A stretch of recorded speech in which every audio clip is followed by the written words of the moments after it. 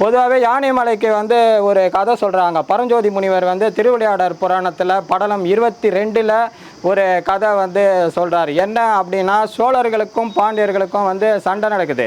பாண்டியர்கள் பார்த்தோம் அப்படின்னா விக்ரம பாண்டியன், அவர் வந்து பாண்டிய நாட்டை வந்து செல்வ செழிப்பாக வச்சுருந்தார், மக்களை நல்ல முறையில் வந்து பாதுகாத்து வச்சுருந்தார். இதை பிடிக்காத சோழ மன்னர் என்ன பண்ணார், அவரை எப்படியோ பாண்டிய நாட்டை நம்ம பிடிக்கணும்னு சொல்லிட்டு பாண்டிய நாட்டு மேலே போர் தொடுக்கிறாரு. பல்வேறு சண்டைகள் நடக்குது. இருந்தாலும் பாண்டிய மன்னன் விக்ரம பாண்டியனை வந்து சோழ மன்னனால் தோற்கடிக்க முடியல.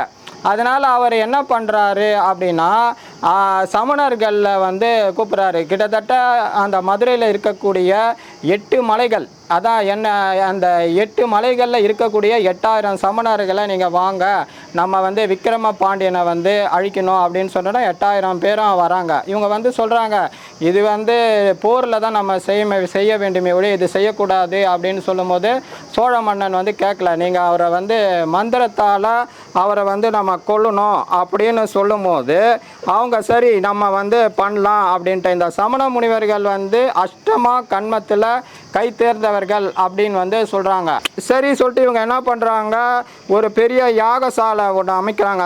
அதை கொஞ்ச நேரத்தில் அந்த அக்னி குண்டத்தில் இருந்து ஒரு யானை ஒன்று பெருசாக வெளியே வருது. அந்த யானையை பார்த்து சமணர்கள்லாம் என்ன சொல்கிறாங்க, நீ வந்து மதுரையை நோக்கி போ, மதுரையும் அழிக்கணும், மதுரையை ஆண்டு கொண்டு இருக்கக்கூடிய அந்த விக்ரம பாண்டியனையும் அழிக்கணும், அதனால் நீ போ அப்படின்னோன்னா அந்த கரிய யானை மதுரையை தாண்டி போயிட்டுருக்கு. அதுக்கு பின்னாடி வந்து சோழர்களுடைய படைகள் போது, அதுக்கு பின்னாடி சமணர்கள் வராங்க. இதெல்லாம் பார்த்து மக்கள் பயந்து போய் அந்த நாட்டை ஆண்டு கொண்டிருக்கக்கூடிய விக்ரம பாண்டியன் கிட்ட போய் சொல்கிறாங்க, இதை வந்து தடுத்து நிறுத்த எங்களால் முடியாது, அது கடவுளால் தான் முடியும் அப்படின்னு சொல்லிட்டு அவர் கடவுளை போய் வேண்டார். சொக்கநாத பெருமானை நோக்கி வேண்டும் போது கடவுள் வந்து அவரை நேர காட்சியளித்து அவர் சொல்கிறாரு, நான் வந்து வேடமிட்டு வந்து அந்த யானையை கொல்கிறேன், நீ என்ன பண்ணு அப்படின்னா இது அட்டாளை ஒரு மண்டபத்தை வந்து அந்த நகரத்தின் கிழக்கில் வந்து கட்டி கொடு அப்படின்னு வந்து சொன்ன பிறகு இவர் என்ன பண்ணுறாரு, மன்னர் விக்கிரபாண்டியன் ஸ்ட்ரெயிட்டாக போய் அட்டாளை மண்டபத்தை வந்து 16 தூண்கள் வச்சு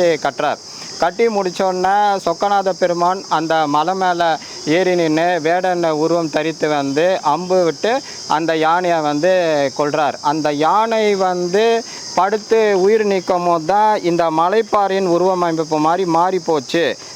அது தன்னுடைய முன்னங்கால்களை நீட்டிக்கொண்டு அக்கால்களின் நடுவே தும்பிக்கை வைப்பது போல அது வந்து அப்படியே படுத்து உயிர் தந்தனால இது யானை மலை போல் இருக்குது அப்படின்னு வந்து சொல்கிறாங்க.